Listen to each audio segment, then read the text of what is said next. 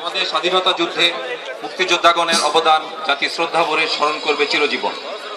তাছাড়াও আমাদের নারী সূত্রে গাথা বিভিন্ন চরিত্র, যেমন জেলে, কৃষক, বাউল, লালন ইত্যাদি আমাদের জীবনের সাথে মিশে আছে। আজকে আমরা এই সকল গর্বিত এবং পরিচিত মুখগুলোকে একটু ভিন্নভাবে পরিবেশন করার চেষ্টা করব। চলুন দেখি, যেমন খুশি তেমন সাজে।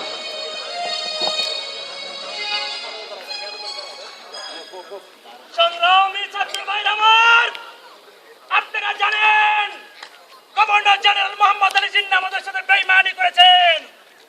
উনি আমাদের সাথে কথা দিয়ে কথা রাখেননি।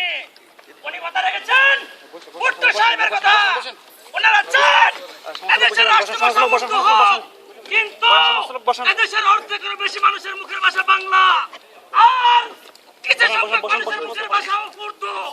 আর তাই উর্দু কখনো দেশের রাষ্ট্রভাষা হতে পারে না, বাংলাই হবে সারা দেশের রাষ্ট্রভাষা। আমরা এখন প্রতিবাদ মিছিল নিয়ে এগিয়ে যাবো।